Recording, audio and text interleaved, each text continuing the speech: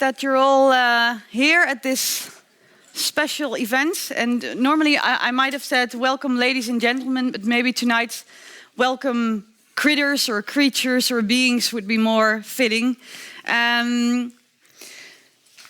Welcome on behalf of Radboud Reflects. I work there as a programmer. My name is Lisa Doeland. And also welcome on behalf of the ISIS Institute for Science and Society. We have here a very special guest, American philosopher Timothy Morton, who has been here in the afternoon as well. We had an expert seminar in which he talked about implosive holism. Very interesting. But tonight it's not going to be about implosive holism. He's going to focus on being ecological. And Timothy Morton is here because all of a sudden, not just one, but two of his books, he wrote a lot of them, have been translated into Dutch.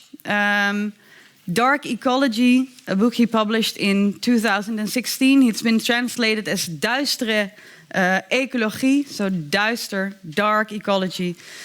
And another book, Being Ecological, that was published in English and in Dutch almost at the same moment. That's been translated as Ecologisch Wezen. And if you're Dutch, you can see that there is a double meaning going on here.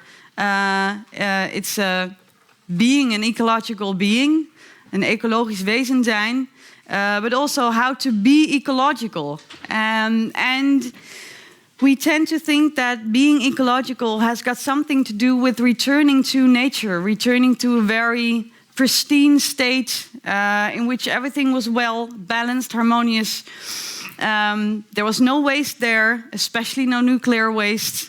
And as Timothy Morton will explain far more better than I can, that is not what ecology is all about. And if we want to make something of the era we live in, that's called the Anthropocene, we'd better be aware of it. Tim, you've been dubbed by The Guardian as the prophet of the Anthropocene. That's horrible, I think. Although you are quite a thinker of the Anthropocene, and I'm very happy you're here. And give him a warm welcome, Timothy Morton. Thank you so much. Hey, hi. Oh my gosh, I'm so touched to be here. Thank you so much for having me.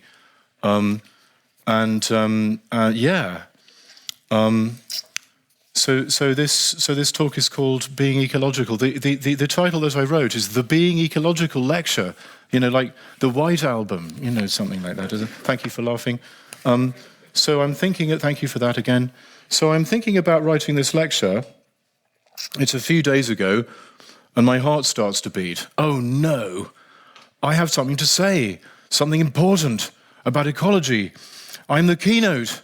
What I have to say has to be really special, like different and memorable and so on. Now, far be it from me to disparage my job. I love to do these sorts of things, and I love to say things that are important and all that. This isn't about that. It's about that feeling of having to... Is this on? Yeah? Good. That feeling of having to do something, right? Like, or having to be something, aka having to be or do something different. When I think about the kinds of stuff I like to think about, I often find myself repeating a kind of mantra to myself. The how is the what. The how is the what. I can't tell you how many times a day I say that. If I was going to summarize what I find most interesting about this philosophical school called Phenomenology, I'd say that it comes down to this idea that the how is the what.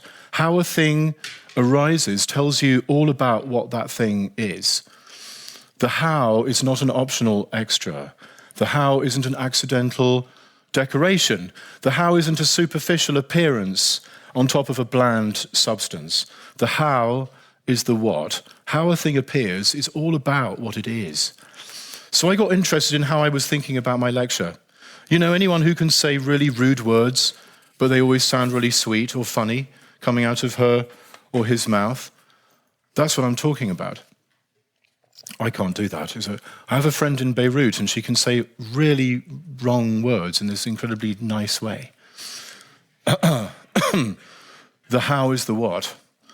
And I keep on and on saying it because there's a whole region of our lives we hardly ever think about in those terms, fixated as we are on all kinds of ideas about doing something, about immediacy, about something solid and substantial underneath appearances called nature.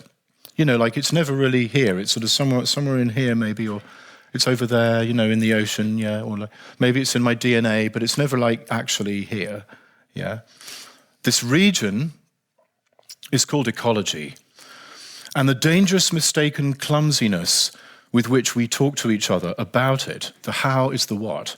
And when I say talk, I don't just mean chat in the coffee shop, I mean make policies about, think about, change jobs about, install windows about, design cities about. This dangerous mistaken clumsiness is worse than an obstacle. It's what's going to stop us, actually. Now, I'm so sorry, but like normally, in any group, I've noticed that there's usually a sort of sign, like an invisible sign, like no one in particular is holding it up, and it says, scapegoat wanted, apply here, you know. And I'm the kind of guy, like the guy in Curb Your Enthusiasm, who ends up being that guy, usually, you know. And have you ever seen that film Shrek? Because, like, you know Donkey, you know, and like Shrek's trying to figure out who to accompany him on this trip, and Donkey's like, pick me, I'm that guy, like I'll be the devil, you know. So I probably say things that are really, really wrong, and you can totally blame me and think that I'm Satan. That's the whole thing.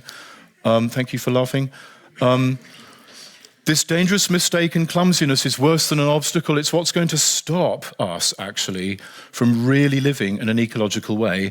And ironically, it has to do with something like an implicit, sort of hidden, or even explicit, out in the open sometimes, idea that there's a special important thing that we have to do.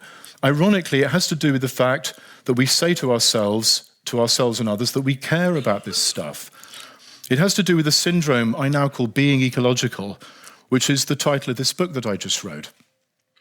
I went to visit my extended family for the new year, my extended family in London. On my way back to Houston, which is where I live, can you tell? I have this souvenir accent, yeah, like. On my way back to Houston, I heard several pieces on the UK and US radio and read a couple of pieces in the online news about the coming of more efficient forms of AI, especially on the BBC. They seem obsessed, and the consequent shake-up of human labour. It seemed to me that these pieces were better at talking about that than many, many pieces I've seen and heard about global warming. And in the car back to the hotel from dinner that day, Justin, this artist, and I talked about AI. Now, Justin and I are ecologically minded people, and like he makes these amazing like paintings and stuff, and he works for NASA. He does these amazing visualizations of melting ice and stuff, and like we're ecologically minded people, and pretty much everything we do is devoted to increasing awareness of global warming, and we all know what to do actually, right? Which is like stop emitting carbon now, right? Like I'm not saying don't do that. Like it's obvious what to do, but the interesting thing is how come we're not all doing it? Yeah. Pretty much everything we do is devoted to increasing awareness of global warming. But even we had less trouble talking about the future of automated human thought and communication and how to live that than we did about the issue at hand today. What an admission. I should probably just sit right back down in my seat. And what do I mean? I don't mean that we spoke about it more accurately. I mean it was clear that we were trying on different kinds of future, like trying on different kinds of look in the mirror, or window shopping, or surfing the web, imagining what it might be like to be the kind of person who would order that exact pair of glasses, or take that exact kind of holiday. And I know how some of you are already mishearing what I'm saying. You're thinking that Tim Morton is now saying, yes, you can have all different kinds of opinions about the existence or not of global warming, and that this variety of opinions is healthy. And that's exactly not what I'm saying. That misinterpretation might be a symptom of the very same issue, that we have trouble living the fact of it in the most basic way. There's something quite structural, something quite ontological. Ontological means having to do with how things are, yeah? Something quite ontological going on when you're not even sure that you are online, let alone surfing, when you're not even sure that you're in a mall, let alone window shopping, when you're not even sure that this thing here is a mirror that you're looking at yourself in, you have a different kind of problem than the problem of whether or not to wear those sunglasses or arrange that holiday. The reason why I thought Justin and I were living the AI future better was that we were imagining all different kinds of different emotional and conceptual positions regarding it. We were allowing different kinds of phenomena to arise, if you want to use more technical language. There are things and there are phenomena. We can't access these things directly because what we get when we access stuff is phenomena. The how of a thing, which includes the way we're accessing it, with our tongues or with a particle accelerator or by slightly ignoring or distorting or being puzzled about. I'm not sure whether it's going to be as hard as you think. Oh dear, Justin has a point. What's my son going to do if specific AI thing X happens? Will the same kinds of difficulties occur for me as a university professor as they might for my cousin who works in the tech sector? We said and thought all kinds of things. I can't tell you exactly what Justin was thinking because I'm not that psychic, but I know that he was thinking something from the pauses. And I'm sure Justin could tell that I was thinking something from the slightly drunken head shaking and general non-verbal noise-making I was doing, all the ums and ahs. Thank you for slightly laughing. That's the bit I'm talking about. That's what we're talking about today, in the mode of seeing if we can spark it up a bit more. Again, it's not about whether global warming is real or not. It's about the fact that it is real, but we seem to be caught in just one or two ways of responding to it, especially in public space, in taxis, on the radio, in papers and so on. I'm not making a distinction here between practical planning, like how many sandbags will I have to get next time Houston goes underwater, and will I have to get more and more as this thing accelerates, and emotional reacting. And I'm not making a distinction between emotional and intellectual reacting. And I'm not making a distinction between practical planning and projecting hypothetical scenarios. There's way, way too much static if you do it like that. You have to show what practical versus emotional means, what emotion means as opposed to what you're calling intellect, what hypothetical scenario means rather than what practical plan means. I'm talking about all of it. We seem caught in one or two kinds of global warming phenomenon, he said, taking a glass of water and sipping it. One or two ways of accessing or living or what have you, the real global warming thing that's happening, the part that we are part of, that we are inside of. And these modes actually keep open the possibility that we're not part of or inside of global warming at all. And furthermore, they contribute to the idea that global warming is optional, that it may, in other words, exist or not exist. The way we're living it is in part a way of not quite living it. I'm talking about people who know it's real. I'm talking about us. At least one of our feet is stuck in the door, like an aggressive door-to-door salesman of old, the ontological door, just in case, for good luck maybe. The trouble with this is that acting like it's not quite happening, even if you know it is, isn't exactly a great stance.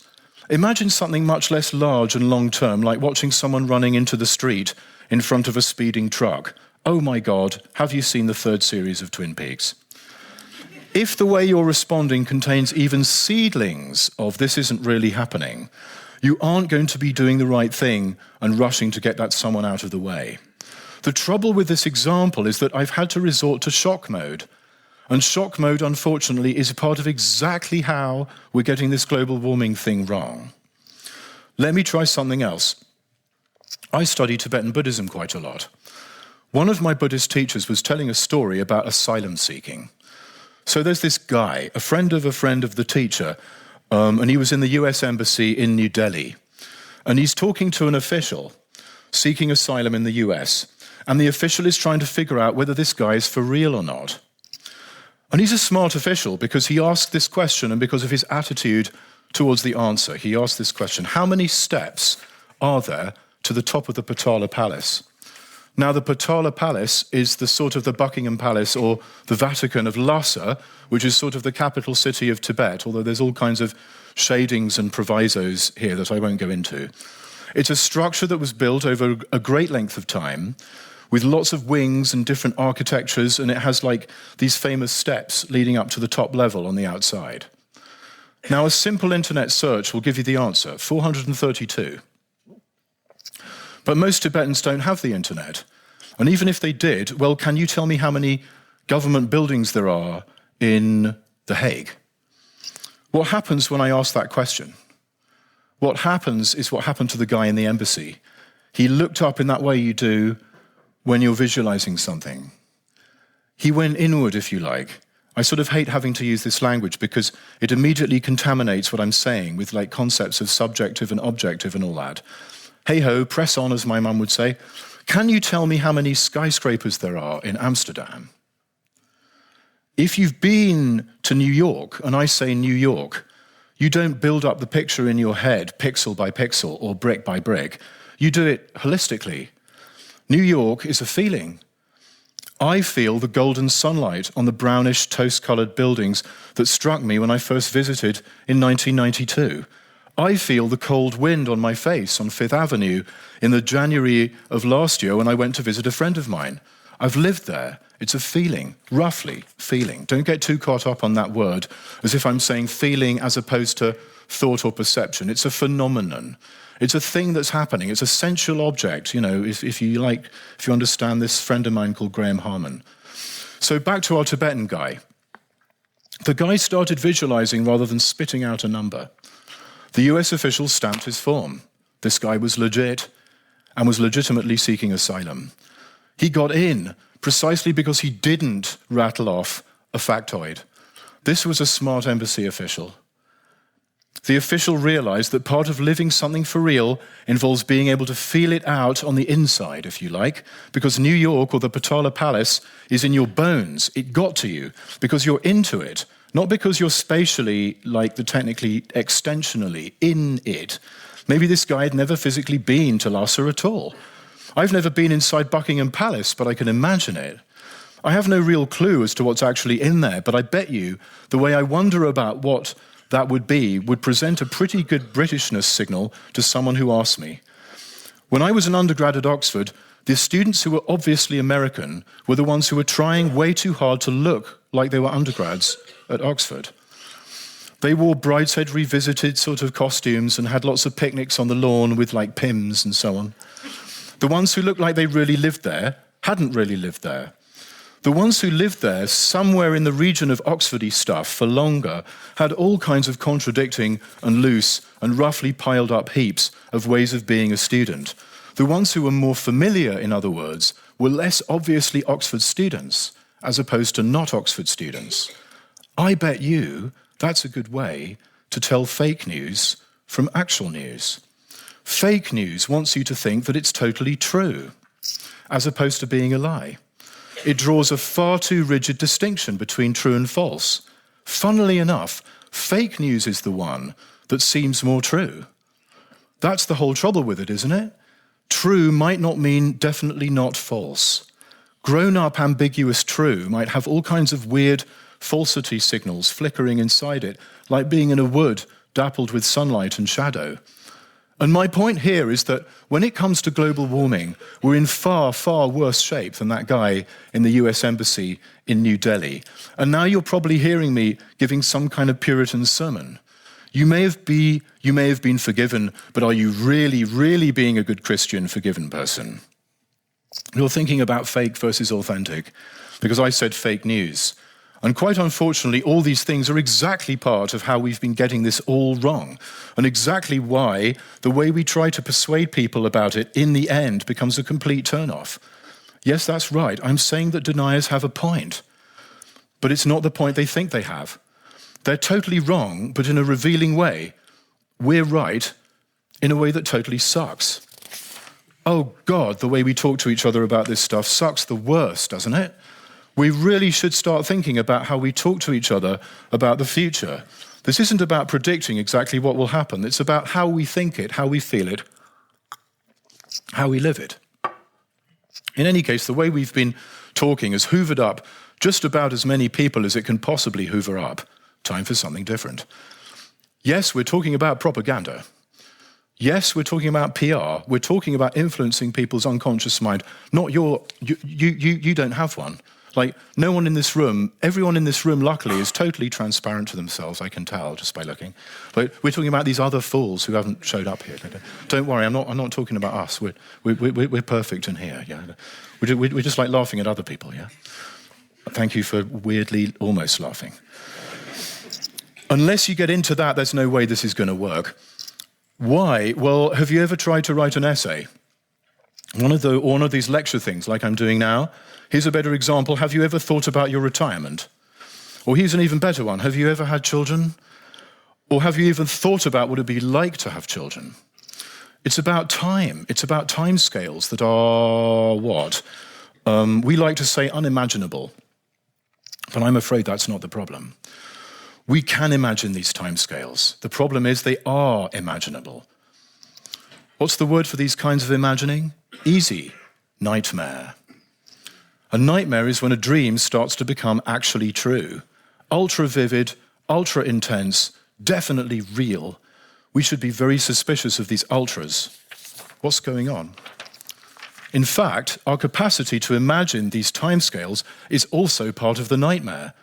Have you ever experienced fear of heights? I think that what Jung called introversion is in fact a phobia of exhibitionism, aka the repressed desire to rip your shirt off and start singing Coldplay on the restaurant table. In other words, introversion is in fact a symptom of an extreme and sometimes socially unacceptable display of oneself in public. Introversion is extroversion on steroids, PCP and acid. No wonder you want to curl up in a ball after the event. You're having a toxic reaction to your own exhibitionism. You wouldn't believe the number of people. Like, my friend Burke, she's like, I'm an introvert. He said, wow, really? Like, you're kidding me, you know? So I started thinking, maybe this isn't, like, totally real, this introvert thing. Maybe it's just like fear of heights, you know? This is all about what this philosopher called Kant says about the sublime. Why do people get scared of heights? It's because they're afraid of their mind.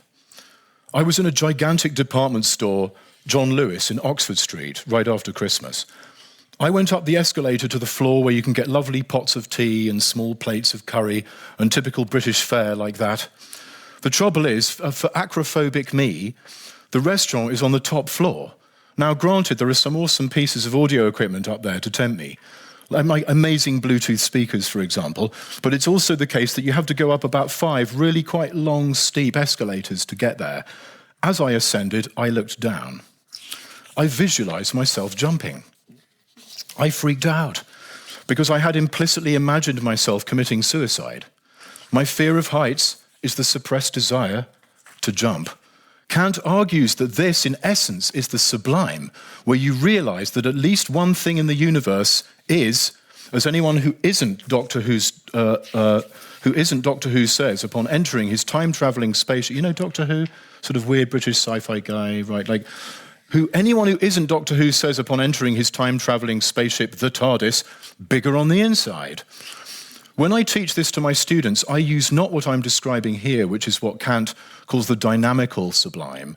I use the mathematical sublime because it's really easy and it gets to just about everyone. I tell my students to count up to infinity. 3, 2, 1, go. 9999999999999999999999999. Did you get there yet? You never seem to get there, right? Then it hits you. You can't count up to infinity no matter how hard you try. Then something else hits you. That's a brilliant description of infinity. You did just count up to it, sort of. You suddenly realize that there's a fundamental difference between counting and number. And by the way, do we really need to remind anyone who thinks that what they call in Britain and America STEM, science, technology, engineering, math, the teaching of basic computation in schools, as if it was everything, is a good idea? Are we serious, folks? Are we seriously training our kids to emulate what my iPhone can already do billions of times faster than any human in order, supposedly, to outfit them for a future in which there'll be lots more gizmos and AI and stuff? Really? How incredibly stupid is that? The sublime is the feeling of being able to reason, argues Kant. The freedom rush of being able to think at all, as such, per se. The non-conceptual, ungraspable quality of our very own mind. In this sense, the sublime is the active ingredient of what Kant calls beauty. The bit, the non-conceptual bit, without which you can't possibly have an experience that he calls beauty. The beauty phenomenon can't be grasped. There's a certain je ne sais quoi about it, such that you can't isolate a part of the seemingly beautiful object or seemingly experiential you that is responsible for it. The non-concept, like for example, say you think the Mona Lisa is beautiful. You go, wow, that's beautiful. I know what's beautiful about it, the smile. So, like, if I get the smile and I make 1 million photocopies of it on the same page, that's going to be 1 million times more beautiful, right? Yeah, right, exactly. Or the beauty feeling is in here. I can point to it. It's a kind of neurotransmitter. I'm going to isolate the chemical that this neurotransmitter is, and then I'm going to find the active ingredient, and I'm going to make an artificial version of it. Let's call it MDMA. I don't know why I just invented those letters up. And I'm going to take 1 million of those, and that's going to be 1 million times better, right? That's right? Wrong. The non-conceptuality means that nothing in the empirical world, like nothing you can point to, will suffice to explain it. So you're bigger on the inside. You're bigger than the entire empirical universe. Kant forgot to add that everything else in the universe is like that too. Everything else in the universe is a TARDIS. Never mind, you can't have it all, and I can't explain that right now. There's a very nice and in the end highly relevant point in the kind of philosophy I like to think about, which is called object-oriented ontology. But we're going to have to take a rain check on that, if you don't mind, maybe later. The sublime is a feeling of fundamental, unconditional freedom based on our power to imagine, which is how reason feels. You know how, according to advertising companies, chips have this thing, potato chips, have this thing called mouthfeel. Have you heard this word, mouthfeel? What a disgusting word, mouthfeel. It means the texture of food in your mouth. The word mouthfeel has really bad mouthfeel. Well, if you like, the sublime is reason feel or think feel. The imagination here isn't the opposite of reason, it's the phenomenology of reason, which is technical speak for how reason arises. And if, like me, you're into this phenomenology stuff, then you know the basic slogan of phenomenology, which again I'm going to repeat, and I'm going to say it a few times a day because it's so awesome. The how is the what. That's it, the how is the what. How something arises tells you about what it is. That's what phenomenology means. It doesn't mean something wishy-washy and prefabricated like experience or subjectivity or whatever psychology has totally misunderstood it to mean. It means how things arise, a flower, a firework, a great idea for a lecture in the Netherlands. This isn't that, by the way, can you tell? So the imagination is the phenomenology of reason. It's how reason arises. It's the jet trail of reason, if you like. It's how the reason cookie crumbles. You can think about whatever you can make logical connections because you can imagine. And you can imagine because you can visualize. What you're freaking out to in the sublime is the capacity to visualize. I'm going to be arguing that what we really need to be doing, instead of yelling about global warming, is getting friendly with our capacity to visualize. Because right now, it's really, really bugging us for all kinds of social, philosophical, and psychological reasons. It will be so much more efficient to do that than to keep yelling at people. As a matter of fact, yelling mode is part of what one might call the counter theory of the sublime, contemporary with Kant, namely the Burkean sublime. For Edmund Burke, he's an English philosopher, a great supporter of the American Revolution, but he hated the French Revolution, probably because it was like only 30 miles away. For Burke, the sublime has to do with empirical data. Big scary mountains equals big scary feelings. The threat of being executed, the power of a tyrant. All these things should make you feel crushed by their empirical weight rather than scarily, wonderfully free. As you might imagine, Burke was a staunch opponent of the French Revolution. while Kant was a huge supporter of it, along with supporting and admiring Islamic and Jewish injunctions against making images of God. He thought that preserved the total freedom and creativity of God.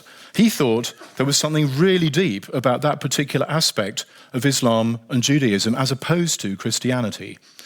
Anyways, let's think about how this relates to global warming. I like to describe global warming's timescales because it gives you a clue as to what we're thinking about here. One of the big problems is that there's lots of them.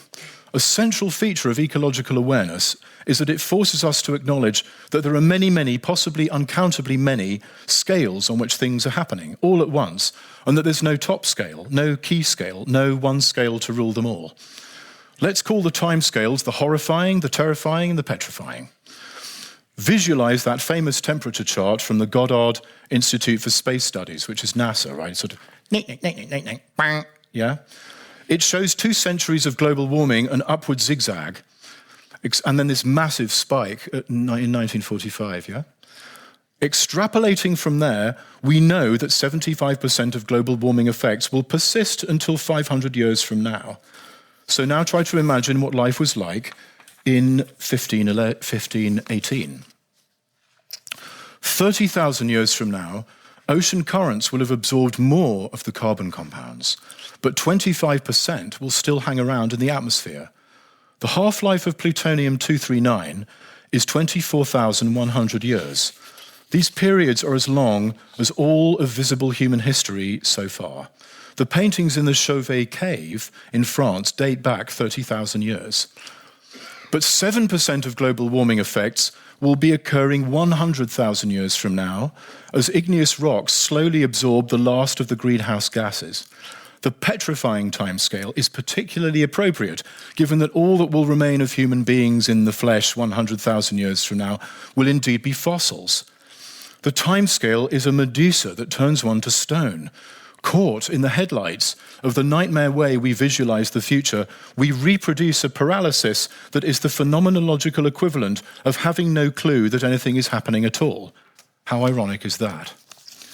And like the 9999999 of trying to count up to an uncountable thing, or better, the futile attempt to compute uncountability, or touch the third rail of our reasoning power via the imagination, switches on that power in a sort of don't think of a pink elephant way. You know this phrase, don't think of a pink elephant? Like, when you say it, you have to think of a pink elephant. You have to cross it out, yeah. We're not ready for the humiliating power of gigantic empirical objects such as global warming distributed massively in space and time, the things I call hyperobjects, because we're not ready for the object called mind. You know, when I say object, I mean like entity. Yeah, I don't mean anything special by object. I just mean like thingamajig. Not at all. Again, what's the problem?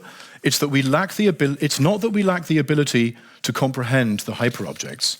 It's that we can.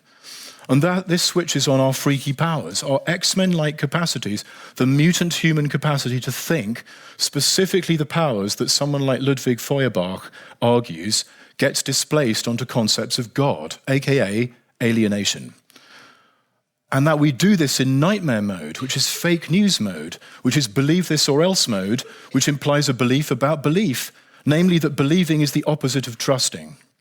We imagine our reason as a supernatural tyrant with a beard, probably a white guy, probably mostly psychopathic, who on any given day mostly wants to kill us.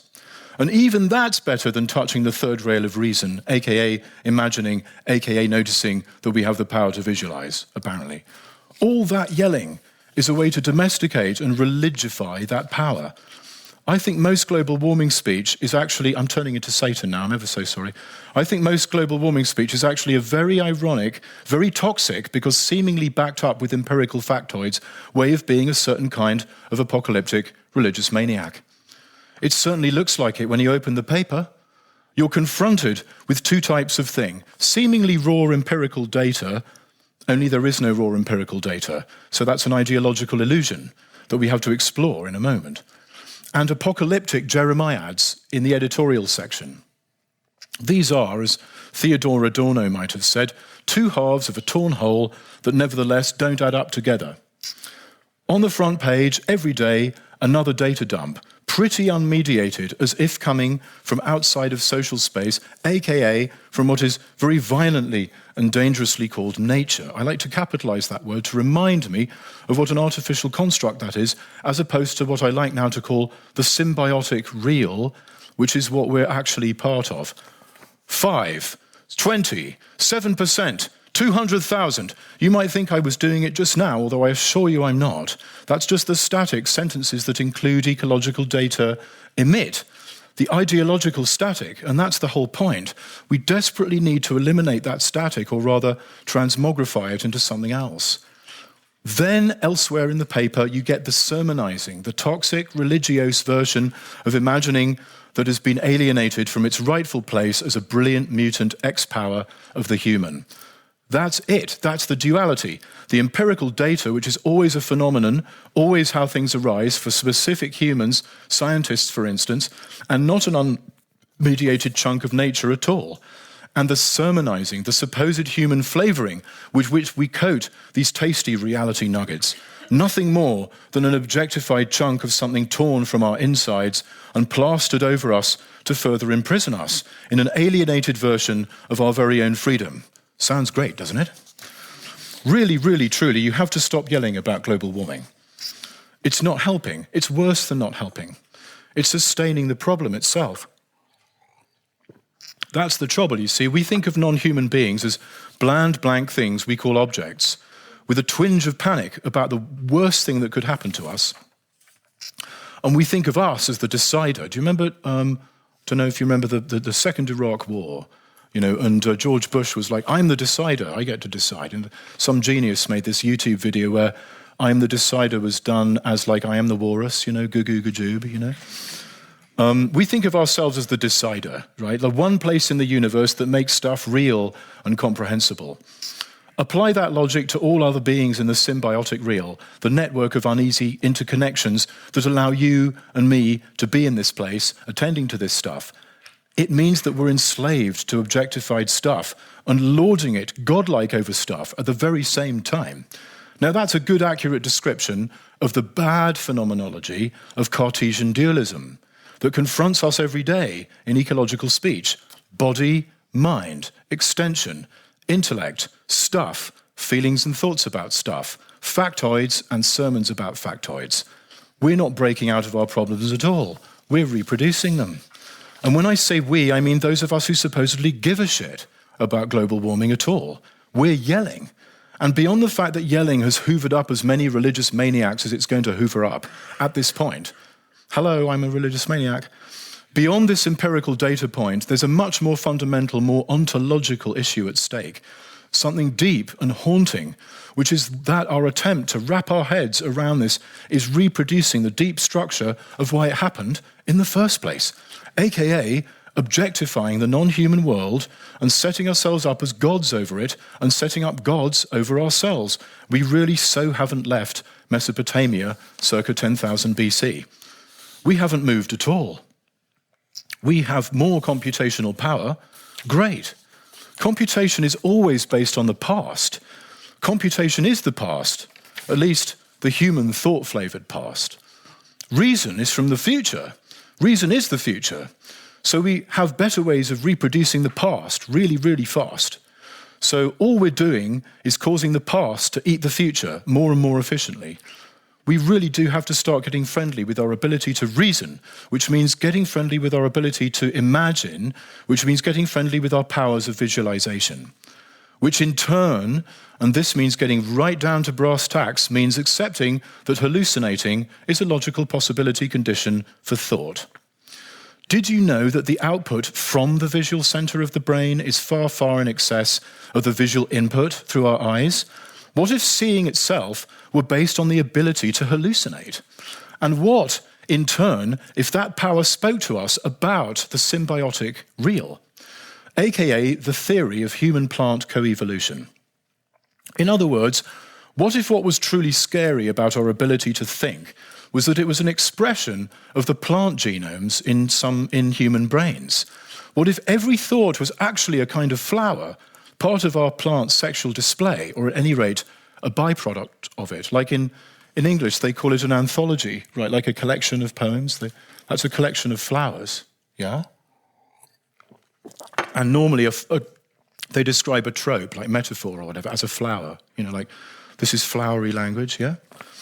Anyone who can help us decrease the inhibition barrier that blocks our imagining would be good, not because we can't imagine global warming and need all kinds of sermons and convincings and guilt-inducings, but because we can.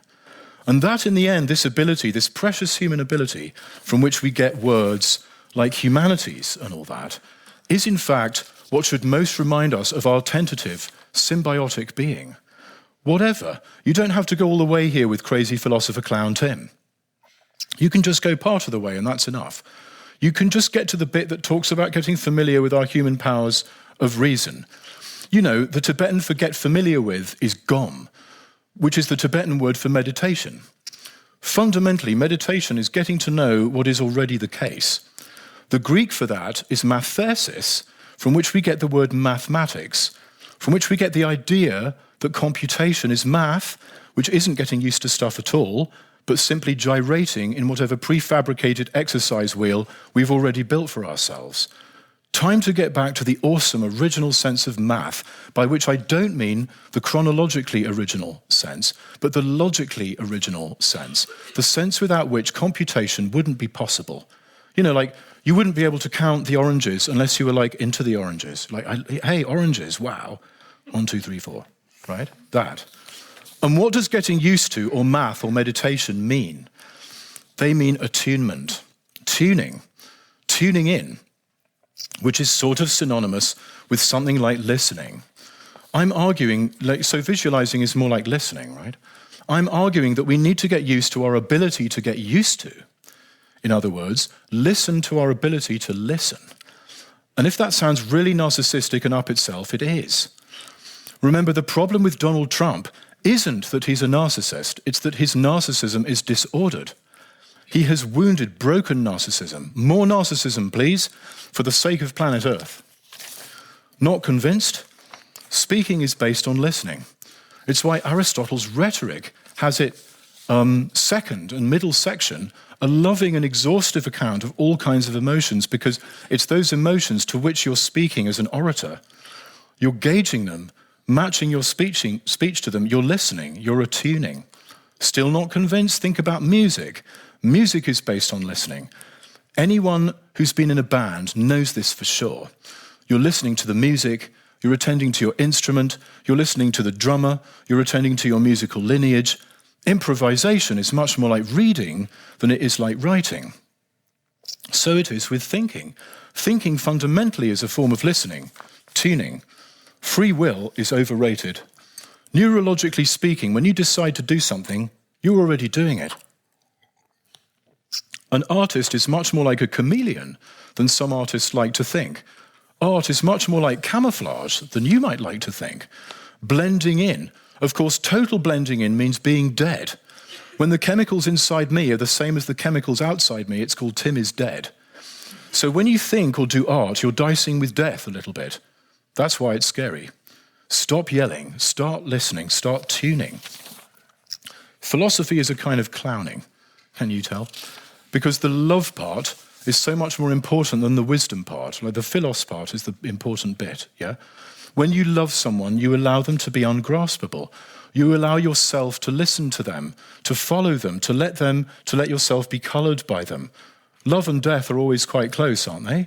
When I hear the word philosopher, I hear the words absurd clown. Socrates wasn't joking. Socrates wasn't fucking with your head when he told you that he was a clown, which in Greek is airon. Socrates was telling the truth. But because of religion, and because philosophy unfortunately contains religion bugs, because in a way it is, as it, in its history as Western philosophy, at least religion 2.0, we keep thinking that philosophy is some kind of mainlining of pure wisdom, a wisdom download, like an editorial that yells about global warming. Wrong, totally wrong, worse than wrong. Irony, the clown-like quality of thinking, is a reality signal. Irony means you're getting close to the ungraspable reality of things. The fact that your reason, which is itself ungraspable, gets it right when it realizes you can't count to infinity, because infinity is ungraspability. If only we followed that through and let all kinds of things be ungraspably infinite. Spoons, blue whales, ecosystems, clouds, meadows. Maybe irony as we hear it we hear the word, doesn't quite have the colourful, vivid, ungainly intensity of clowning. Maybe it's too cerebral, like a head cut off from a body. For a reason, maybe that's because we've alienated it a bit, in other words. We've alienated the reality signal. Maybe when we think the vertigo of irony, we shouldn't think we're in a brilliantly, exclusively human advanced postmodern spiral. Maybe we should think we're close to the smell of a violet or the feel of a whale. Maybe irony is the feel of tuning feel, the mechanism of the sublime, the mechanism of the active ingredient of beauty. When we resonate so much with another being that the phenomenon of beauty arises, maybe the ambiguity we feel there, where we can't tell who started it, whose fault this being in love thing is anyway, when we can't pin the blame on any kind of donkey whatsoever, when we're suspending in that tuning resonance we call beauty, the ambiguity, such that the phenomenon makes a mockery of me over here and the beautiful being over there, as if it pre-existed both of us, though it clearly seems to be happening between us somehow, and even though we reify that between as extensional between, aka this lovely being n feet away from me right now, and yay seconds away from me and all that stuff. Maybe that's ironic, that when we go to touch the untouchable reality of things, they don't exactly disappear, but our symbiosis with them is exposed, and the notions of a before and an after, an agent and an act, a doer and a deed, a subject and an object and so on, have collapsed. You know what? I reckon we have it wrong about the right wing. In America, being shameless. That's something they say often, like the Democrats are spineless and the Republicans are shameless, yeah? They're not. They have shame. All the recent horrible racist, misogynistic violence and speech has to do with knowing bloody well what the truth is and reacting extremely to it. A real fundamentalist wouldn't care one tiny little bit what people in New York or San Francisco thought about them, would they? You know what I think? I think that the yelling is a symptom of being far from assured, far from knowing what we're up to, and actually far from convinced. That's right, you heard me. We're not convinced about global warming. The way we yell about it means we know what it is in some technical sense, but we have no idea what it is to live it. The difficult part is we've already started to live it. So we have to figure out right now what this living is. We have to start to get friendly with the texture of this stuff as best as we can, precisely because right now it's quite unconscious. I don't know about you, but I'm pretty scared of unconscious stuff. Unconscious means deliberate, but you have no idea why you did it. About 300 years ago, it meant not deliberate. When Ben Franklin says, "I dropped the pen unconsciously," it means he didn't mean to drop the pen. It was an accident. When T.S. Eliot says, "I dropped the pen unconsciously," he means he did it deliberately, but the Eliot that dropped the pen wasn't quite the same as the Eliot saying the sentence about dropping the pen.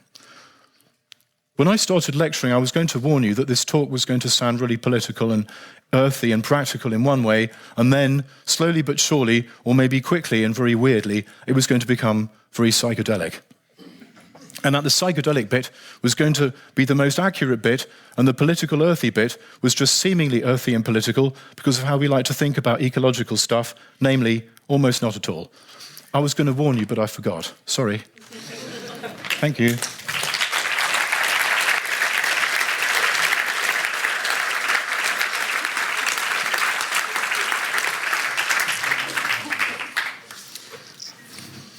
Oh. Thank you so much. Thank you.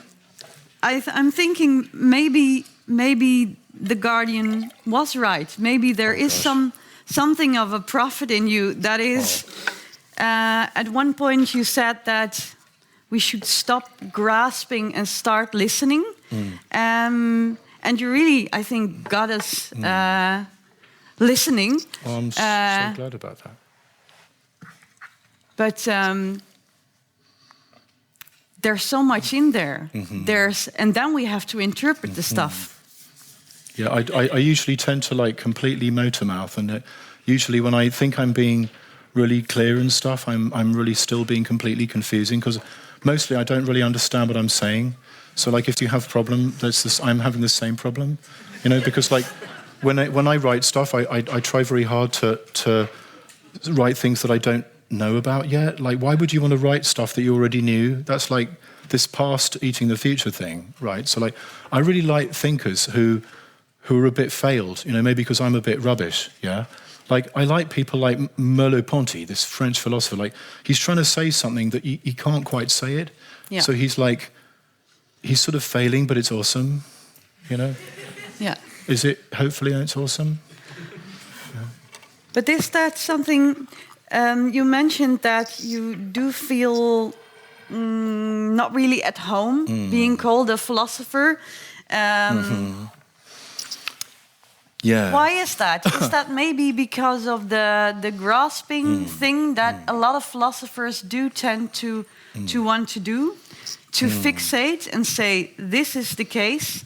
And if I've been listening to you, you say the fixating part or the really wanting to grasp exactly what is happening is part of the problem we're in at the moment. Like, a lot of ideas about what philosophy is like, don't you think, like, really figuring out how to point very directly at something. But what if that was actually completely impossible? So then you have to, like, hint at stuff. So then your language becomes really hinty, and then it becomes very kind of wishy-washy, and then, like, real philosophers are like, wow, he's so crap, you know?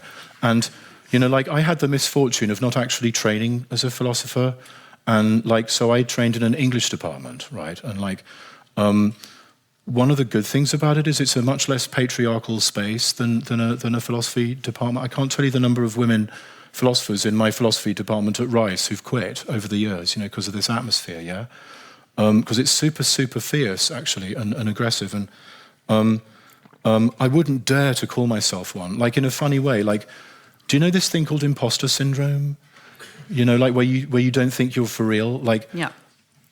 If you think you're a real philosopher, you've got a real big problem. Like, you should have imposter syndrome. Do you know what I'm saying? Like, to be a decent human being philosopher, you should feel that you're completely like a fake one, I think. And like, so that's lucky because I'm not one, you know. And like, people go, and now the philosopher, Timothy Morton. I'm like, oh my God, you know.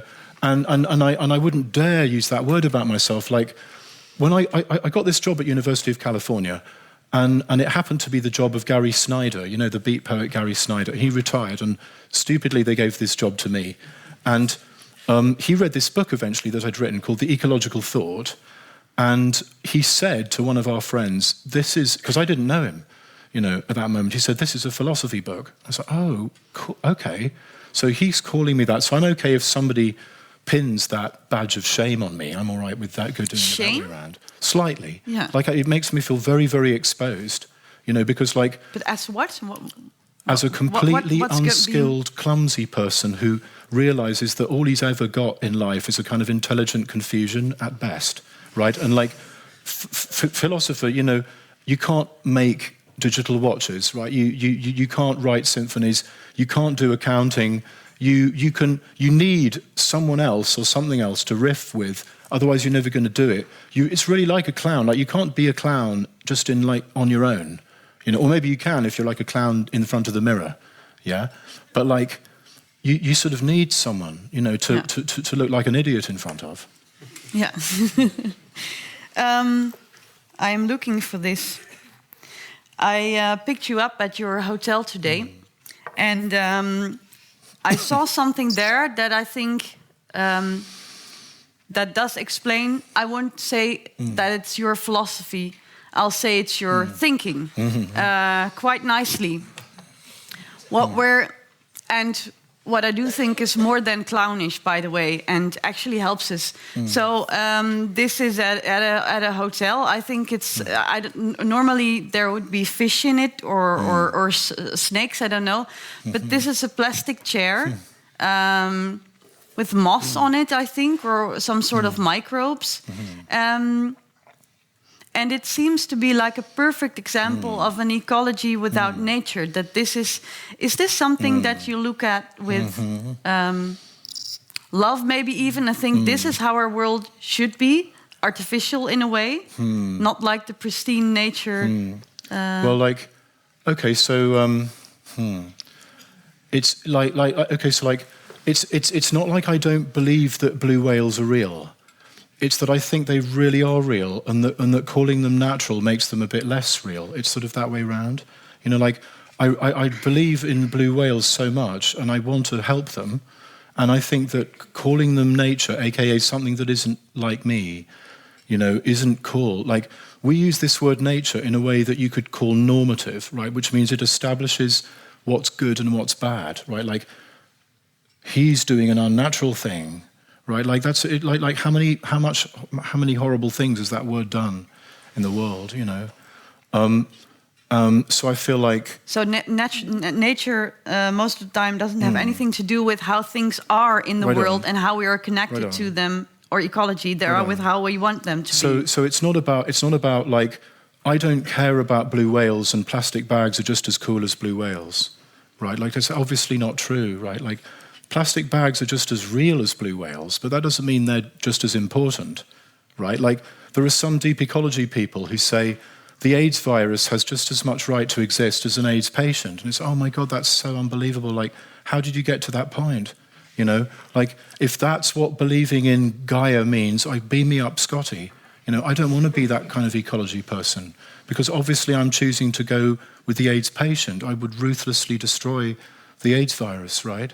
You know, like, Monsanto is just as real as the indigenous people in North Dakota, right? And the pipeline companies just as real. But that doesn't mean they should exist, right? Like, they should be unmercifully destroyed, right? That's the thing. But the point is, you have to choose to do it not on the basis of some plastic picture of reality. You don't need a philosopher telling you what reality is before you have to act.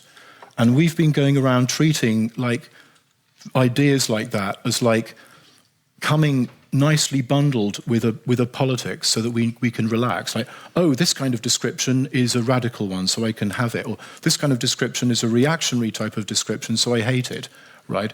And the problem is that, like, if you actually think that, you know, saying that one thing is more real than another thing is how a lot of violence can happen in the world. You know, like straight people are more real than non-straight people, right? Which is like, they're more natural, right? If you think that that's horrible, then you can't possibly have like a description of reality, like, this is the most real bit and that's the fake bit, right? So I'm not saying that plastic chairs are just as good as like algae and plants and stuff, right? I'm actually saying that you can choose, you know, to affiliate with the plastic chair or the plants, or maybe both in some weird way. Like, what are you going to do? Like, you've got the controls. You know what I'm saying? Like, but how do you decide? Well, how do you decide between the chair and the... Because that's a difficult thing nowadays. You ask how to live global warming. The question for most of us is nowadays, how to make the ecological sound decision? What do I do? Yeah, how do I do it right? How do I do it exactly right? Yeah, right on. I don't want to make mistakes. Right on. And the trouble with trying not to make mistakes is that you set yourself up for a big mistake. Like, I'm going to wash my hands with antibacterial soap because that will make not the mistake of making myself sick. But then you force the bacteria to evolve, and then you get some horrible staph which you can't cure with antibiotics, right? And so, like, instead of doing that with your mind, you have to think of doing another kind of thing, right? You have to think, like, instead of thinking I've got to be totally right, and right means not making a mistake, you have to allow yourself to be playful, right? I think you have to allow yourself to experiment. You have to realize that actually you're always experimenting. You know, like the product that you buy in a shop was tested and there was loads of different prototypes of it. Well, that is also a prototype. It's just the one that they chose to put in the shop. It's not that different from all these other ones, right? I'm a boy. I watch James Bond as a kind of self-help. You know, like this dandy guy, like life is horrible and suffering, but at least I'm going to wear an amazing suit, you know?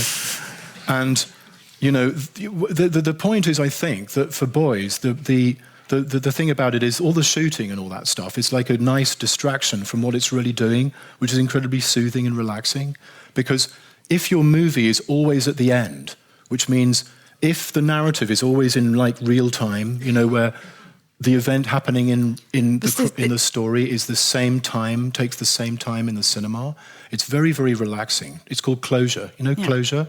You know, like closure, it's very, you know, being dead, it's very relaxing, right? Like it's being alive, it's really, you know, and like James Bond, I feel, is, you know, when you take the violence out, what he's trying to do is just be playful in an extremely constrained environment. You know, that bit where he's being chased by the assassin, this huge, great assassin, you know, in Spectre, and he's coming down the train corridor back because he finds himself in the kitchen. He's, oh my God, but a frying pan, toaster, he just chucks anything, you know. He's improvising, right? He's trying to be playful, yeah?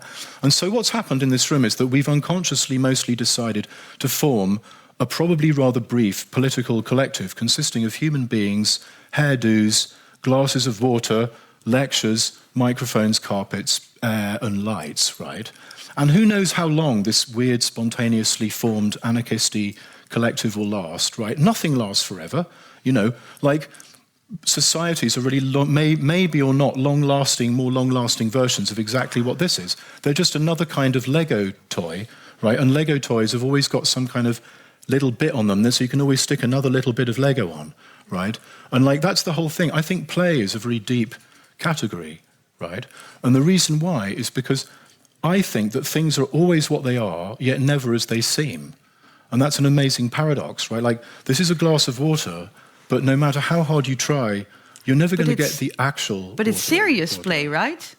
Oh. It feels like there's so much on the line now. When you tell me I can play, and when you tell me I can watch James Bond or whatever, and then I feel like, okay, I can relax now. Very good. Very good. So you know, like Google, like modern corporations have definitely got this thing that I think is like serious playfulness. Yeah. Right? Like, you have to be having fun, and you have to be perceived to be having fun, right? In fact, I think serious playfulness is the wrong way around. I think it should totally be playful seriousness, actually. Like, the light, tentative, playful deployment of awesome, beautiful, serious ideas to see which one's going to work. Like, maybe if we take a couple of chairs out, I don't know, like, have you ever noticed there's always more chairs than humans in any built space that's got chairs in it? I find that rather sinister. You know, like, when we all go extinct on whatever planets we've colonized, there's just going to be like these piles of chairs everywhere. You know, and like in design class, like the first thing you have to build is a chair because it's really easy. And it's like we've accidentally become these chair vectors. Right, that's what we sort of do, and they're trying to kill you. You know what I'm saying? Like, I've got this horrible whiplash from this chair that I sat in as a kid because my mum didn't have much money, and her dad gave me this horrible chair, and I sat in it like that, and I've still got this whiplash. This chair's trying to kill me, man. You know, so it's sort of like now we know that. Do we want, consciously or not, to sit in a chair, knowing that death could come at any moment, and knowing that we're going to die anyway? And now we can make a conscious decision. Right? That doesn't mean we're going to get it right. It means it's going to be conscious, which means we're going to be very aware of how it's always a little bit wrong. Like, especially with ecological decisions, right? Like, if you're going to be nice to bunny rabbits, it means that you're not going to be nice to bunny rabbit predators, right? Like, you can never get it right? Like, in any ecosystem, there's always going to be some kind of poison, toxic, naughty bit, right? But you can get it extra wrong, right? Are we getting it extra wrong at the moment? You can get it extra wrong. And you can get it extra wrong because there is a reality, right? Like, think that this is really happening, and you can get it extra wrong. And obviously we're getting it extra wrong because, like, the real word for global warming is mass extinction, right? Like, I can only really let that into my head for 1 second a day. Like, I'm saying that to you, and it sounds like I can just say it, but it makes me want to die, you know? Like, and scientists can't even see it. Right, it's really, really hard to see it because it's so big and we're inside of it, you know. And they even use this word spectre to describe how they're seeing it. Actually, they're like, we see spectres of mass extinction. Like, this species is ever so slightly less than we think it should be. Right, that's the mass extinction thing. It's really, really quiet.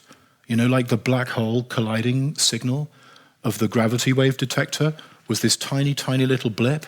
And it was actually these two black holes colliding, you know, like louder in the signal. This is like two lasers in Louisiana, and there's this experiment, and they're vibrating, you know, and like moo cows are walking across the cattle grid, and like people are arguing and stuff, and black holes are colliding in 1,000 light years away, and the lasers are vibrating to all of this, and the tectonic plates and stuff. And you know what those waveforms are, so you can take all that out. And if there's a tiny little wiggle left, gravity wave, right? That's a massive, massive thing. But we've seen a tiny, tiny, tiny... And like, some things are like that. Like global warming, where is it? You know what I'm saying? Like, one of the symptoms of it is wondering, like, when's it really going to kick in? You know, like, when's this global warming thing really going to start? Like, when you're in a trauma space, one of the feelings is the unreality, right? Like, one of the ways you can tell it's really happening is because you feel really unreal.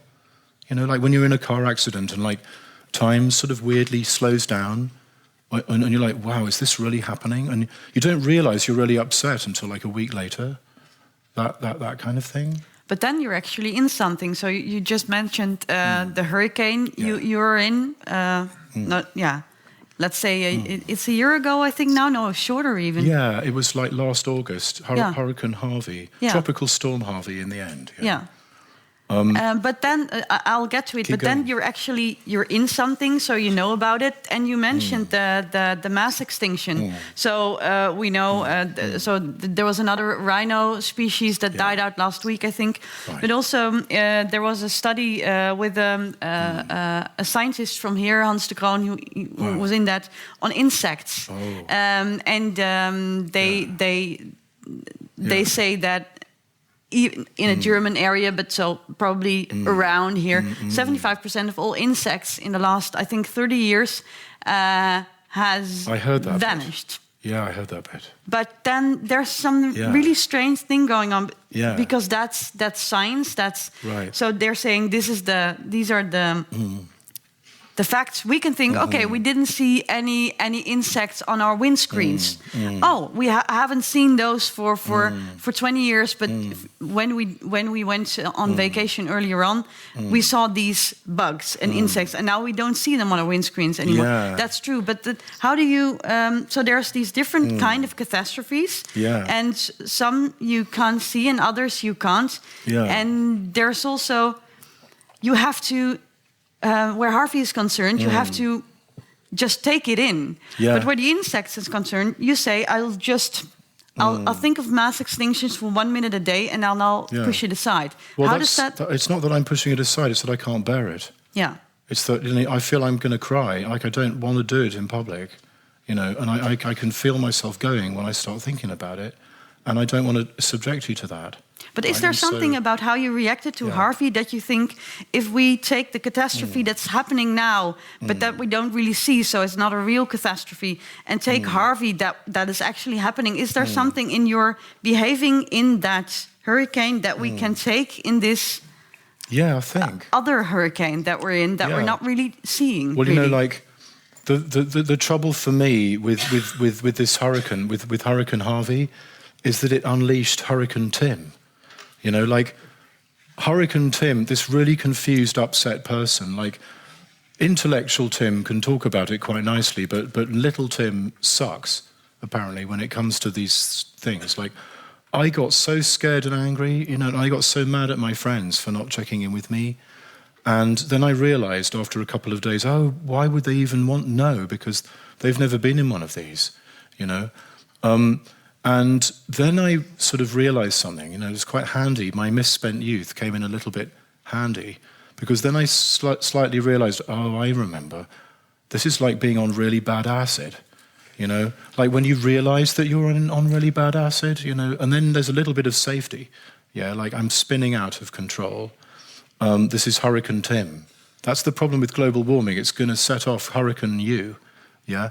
And the Tibetan for samsara, which is like the confusion space that we're in, is korwa, and korwa means vortex, right? Like a hurricane is an amazing, beautiful model of confusion space, right? Like it's fantastic. It's like round and round and round, and like it's sitting on top of Houston, and it's this gigantic, like the biggest, baddest mothership from the worst Independence Day alien film you've ever seen. This thing is as wide as the whole of the Netherlands, right? And the sphere of influence is as big as Britain, right? And like it's static, right? And you're like, wow, when is it gonna like go? And so you're sitting in your house because on the street that way there's a river of 1 meter, on the street that way there's a river of 1 meter, maybe it's more meters that way, so I'm just going to stay here, and there's 3/4 of the street is also a river, and I'm getting cabin fever, you know, and you're sort of thinking, you know, what am I going to, what's going to happen now? What can I do now, right? And like a really great definition of the feeling of Hurricane Tim is waiting for something to happen. You know, like it's not doing the same thing over and over again and expecting a different result, right? That's like way far down the chain. Like, so this is much more basic. This is like something is already happening, right? You're waiting for something to happen, but like you're not there. You're like, something has to happen or I'm going to go insane. And so, but something is happening. You're waiting for something to happen and you're going insane, right? And so like, you're not like joining your feelings at all, right? So you're really off and you're really confused and like, this is going to be happening to everyone now, right? Like, this is normal, like, non-white guy stuff, right? Like, if you live in a country where you have to take out a microloan to buy a fridge, you're having this feeling all the time. You know, like, if you've ever bought a house, which is like the top-level thing that most people who aren't multimillionaires buy, you'll know that it's very anxiety-provoking, right? Yeah. Because it's very slow motion. You know, you have to say to the agent, like, I would like to buy this house. And that takes a month. And then the other one goes, I would like to sell it to you. And that takes another month. You know, oh my God, this is excruciating, get on with it. But like in most other countries where you have to take out a loan, like I say, to buy a fridge, that's happening all the time. And what happens in those places is you start to realize like this anxiety thing, which is like this thing that never lies. Have you ever had anxiety properly? Like people say, I had an anxiety attack, but what they really mean is I felt a bit worried. But like I suffer from depression, anxiety, and I can have the worst actual panic, like my throat goes closed and I have this asthma, and this panic starts, right? And you're like, oh my God, quick, solve it. What, hot bath, somebody told me that. Okay, bath, oh, hot, great, no. Oh my God, the panic burned through the bath. Fuck, there's a drink, alcohol. Oh, cool, good. Slightly too emotional, hungover. Oh my God, it's back again. It burned through that. Drugs, do try the drugs. Girlfriend, acting out, affair, like just try anything, right? Everything, but the anxiety is like this universal acid. It burns through every other emotion because it's like the basic ingredient of all of them. Do you see what I'm saying? And so much cleverer. But like, should we eventually embrace this? Well, right on, because eventually I got to this point where I was like, because this went on for months, right? I got super depressed because depression is like a way to, like, it's like a blister that's protecting the anxiety a bit, right? And the trouble is the blister has a side effect of making you kill yourself. But anyway, sitting with this anxiety, suddenly realizing like, I'm going to treat this anxiety like a kid in the playground. Like I'm the grandfather, and I'm sitting on a bench, and I'm like, I probably was with my kids in a playground when it happened to me, and I was like, I'm going to pretend the anxiety's a kid. I was like, hello, anxiety. I know you're not going anywhere because you're my grandkid. I mean, you know, you're going to be here for the rest of my life. So I'm just going to watch you playing, okay? And I know it's very spooky and scary for me, but I'm just going to sit here watching you play. Funnily enough, then the anxiety starts to get a bit bored and go to sleep, right? Like, there is something past anxiety. Like, anxiety in a way is like hot boredom, you know, like, God, I'm bored, you know, something. And then you get to cool boredom, right, which is like, I sort of don't care that almost nothing's happening. I sort of do, and I sort of don't, and I sort of don't care that I do care that I don't. Like, you start to slowly sort of chill, right? And then something very interesting happens. And so, like, it's actually quite magic. Like, the paradox is that this horrible thing could be an amazing, like, for example, by Wednesday, which was 5 days into this hurricane, there was a headline in the newspaper and it said, it's Wednesday morning in Houston, but no one knows what day of the week it was. It was true. Because everyone had gone, you know what, we're on hurricane time. Human time has collapsed, just for now. Yeah. And me and my friend Kerry Wolf went to the pub and we noticed everyone else was having this feeling, like when you're at a music festival and everyone's walking around on day 3 totally blown open. And, you know, I actually don't care right now that you voted for Trump. I really don't. And you really don't care that I didn't. you know, and like, how can I help you, right? Like, suddenly the solidarity, yeah, from this thing, right? And so, like, somehow, in the end, this could be really good, you know, but in a way where you have to go through the horror of it first, right? And so, my point is, like, when you yell about it, it's sort of like having PTSD, you know, like when you have a recurring nightmare, like, how come you have these horrible recurring nightmares about this trauma that happened to you? Freud was arguing that there's got to be something in you that's having some weird pleasure out of that, otherwise you wouldn't be doing it all the time. And what's the pleasure? The pleasure is you're trying to install yourself at a point just before the horrible thing happened so you can anticipate it. You're trying to replace fright, which is his word for finding yourself in trauma space, with what he calls anxiety, which is not what I called anxiety, which is like fear level 1. You're trying to replace fear up to 11 with fear, you know, down to 1, right? The trouble is that we're already in global warming.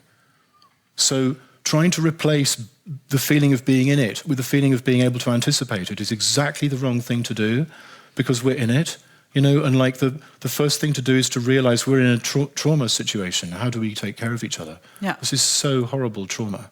Yeah. Right? And like from there you can be more healing, right? You know, like we've all had some trauma, and like the definition of it is you don't know it's going to happen before you find yourself in it. You just happen to find it. Oh my God, I'm in a car crash. Fuck. You know, it's that feeling, right? And there's, oh my God, I'm in, you know, an era of mass extinction. Yeah. Well, right? maybe I want to go to this trauma. So you mentioned the trauma, you mentioned solidarity. This is a picture of an albatross. This picture is taken by a photographer, Chris Jordan, at the Midway Islands, a small island. There's going to be, he's made a documentary that's next week is going to be come out, I think, about all these albatrosses that eat themselves, these plastics. So this one's died and his bones are already decaying more than the plastics that's in his intestines. And they feed their young with the plastic because they feel like it's food. We're implicated in this process in a way. Is this... Totally. In a way, this might be being ecological, what you call being ecological, but that's very painful. How can I be solidary? How do I relate to this to these birds, and how do I? How can I laugh about this? You know, there's so much sadness going on. Well, I don't necessarily mean laugh about. I mean, you know, slightly lighter, you know. What's the right way of thinking about it? I don't know about you, but when I find myself in that kind of trauma space, I go into self-attack. You know, like I start beating up on myself. Like, why am I doing that? Why is this happening to me? Because I'm a bad person, right? So maybe the first reaction that you have is some kind of guilt, right? But the trouble is you're not guilty. Like, if you're going to boil my message down to one phrase, it would be, you're not guilty. You are not guilty. Please don't feel guilty for one more second that you, individual you, cause global warming. You so didn't do that. Like, every time you started your car, that was statistically meaningless. Nothing happened at a global level. You didn't do it. Billions of those things did it, right? So there's this weird paradox. Here we are sitting in this room having a weird, quite nice conversation, yeah? And yet, and at the same time, we're hurtling towards Earth at 30,000 miles per hour, like the asteroid that wiped out the dinosaurs.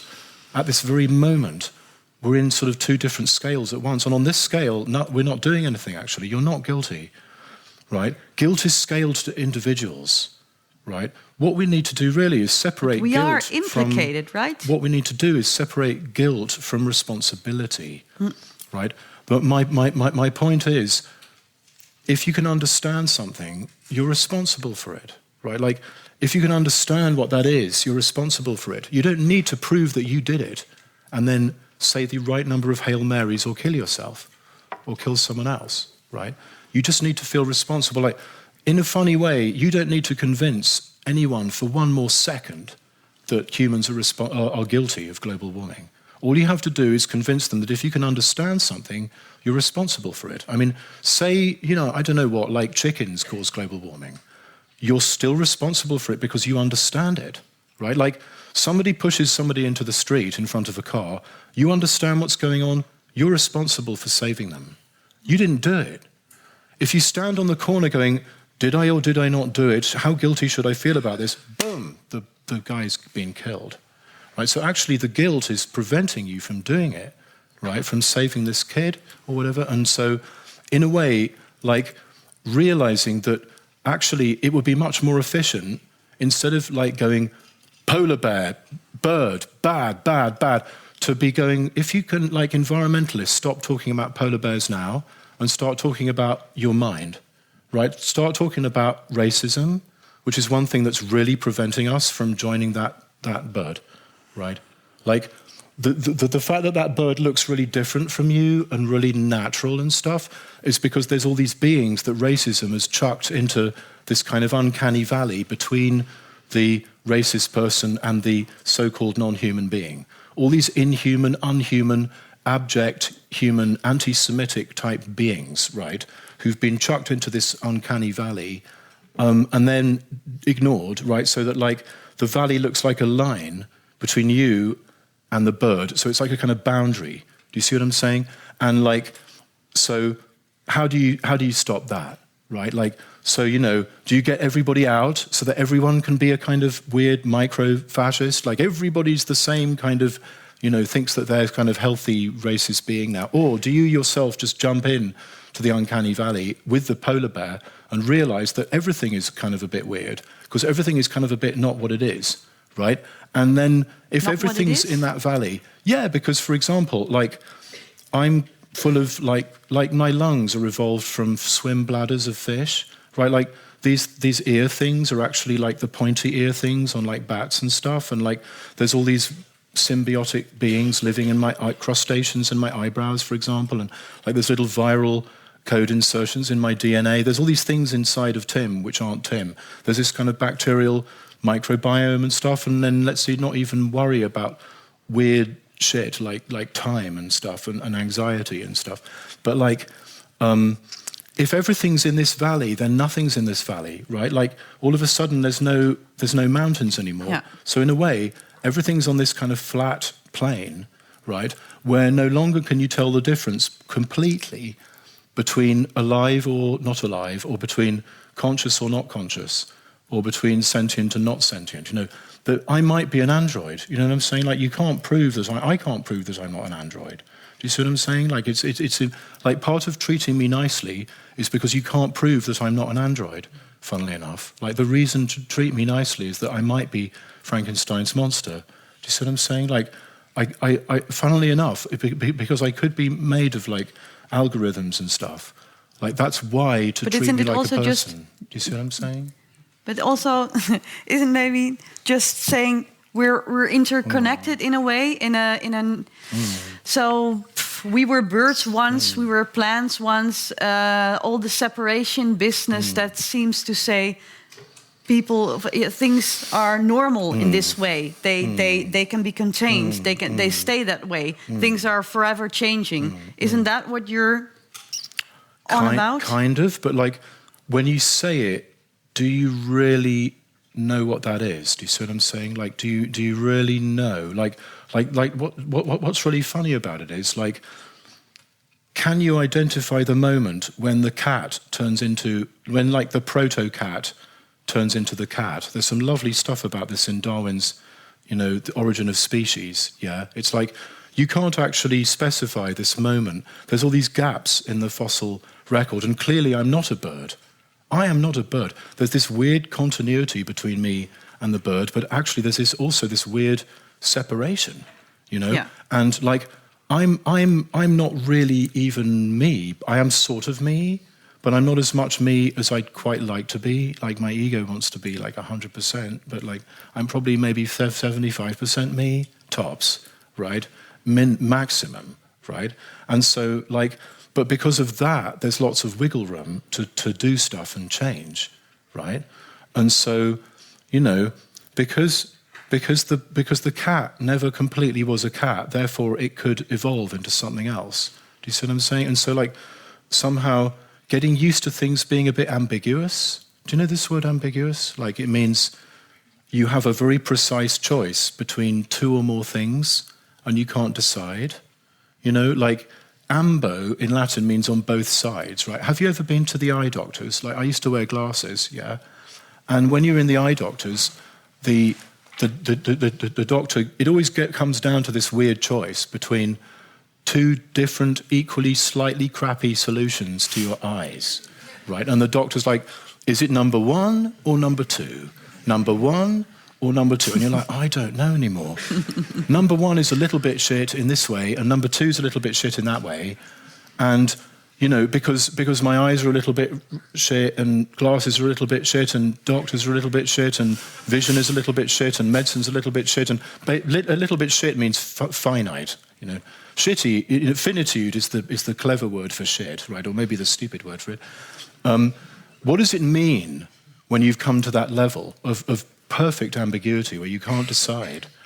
It means you have an accurate prescription, right?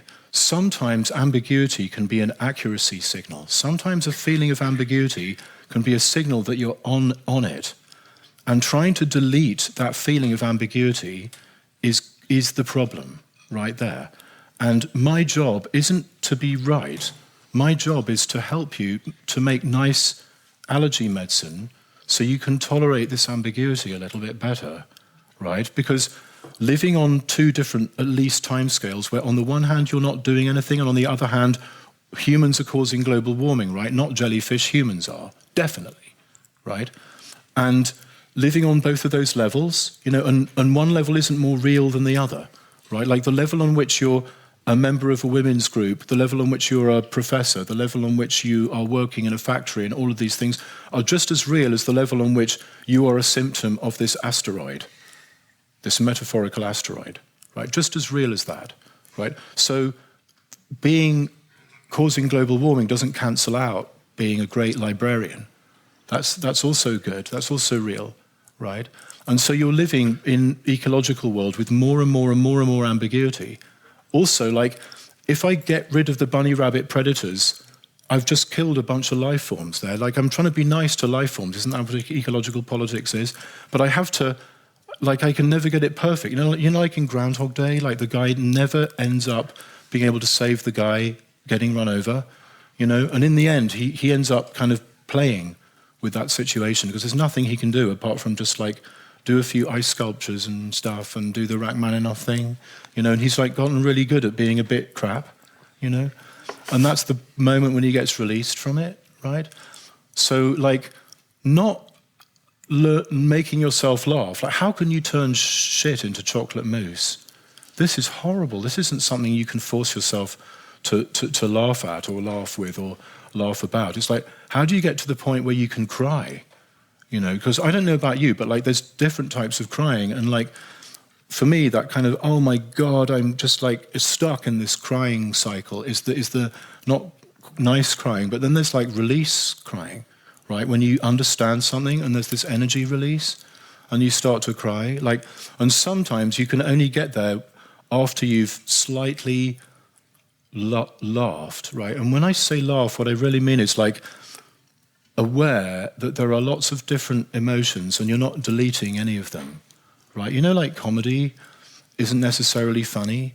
Like comedy's got like hate and love and despair and mystery and sadness, like a really late Shakespeare play's got all these emotions in it, and they're all living together like life forms living together in a meadow. Like just for now, they're not cancelling each other out. Just for now, just in comedy space.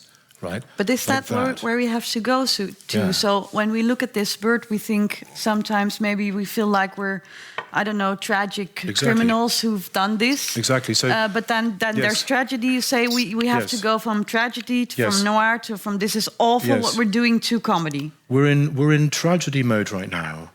you know, and the trouble with tragedy mode is it's a religion mode, right? Like, tragedy started in theatres like this, right? And it was a religious festival, right, in Greece. And the idea was that you're watching someone else doing it, or suffering it. Like the congregation is watching the priest going through it, right, on their behalf, right? And so there's this separation, right? And so the problem with tragedy mode is you're rubbernecking something that you're actually in. Do you see what I'm saying? You're not like actually outside it. You're in it. You're doing it.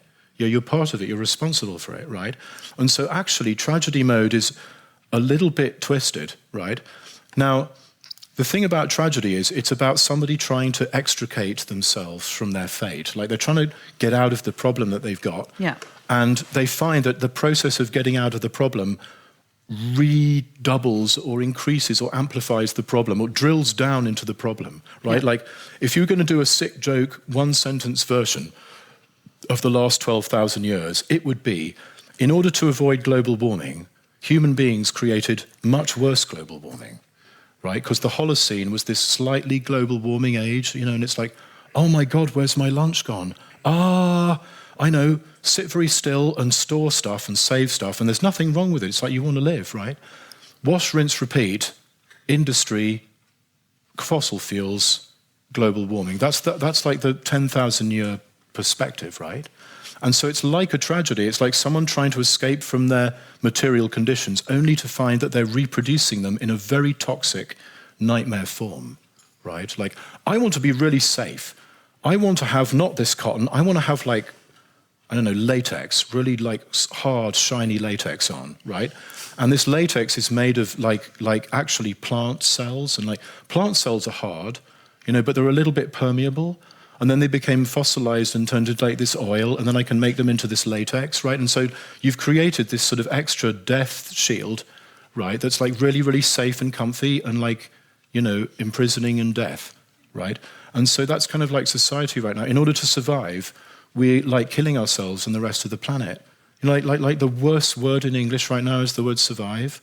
You know, like, I had to survive, said the white police officer, defending himself to the judge because he just shot a black guy that didn't actually have a gun. That happens in my country every week. You know, like, I feared for my life is a criminal defense. Like, I had to survive, even though it meant shooting and murdering, right? Like, that's not living, that's surviving. Right? We've got to get out of survival mode into living mode right now, yeah? And that kind of slightly means accepting that life really is a bit twisty, that whenever you try to escape from the problem, you make the problem a bit worse. Now, watching one person doing it is called a tragedy. Watching lots of people doing it is called Fawlty Towers, right? The only difference between a comedy, thank you for laughing, the only difference between a comedy and a tragedy is that comedy is when you realize life is just like that, and you're doing it too, right? Like, you're watching Curb Your Enthusiasm going, oh my God, that is so me, you know? And so, like, actually it's deeper than tragedy. Comedy is deeper than tragedy. Comedy is telling you something more true about the universe and less religion and more spirituality, if you see what I mean. Like, you're more personally committed to the thing. Comedy doesn't mean I'm laughing at it from a distance. Comedy means I'm in this, and I can't help smiling at how I can never completely get it right, but I'm trying.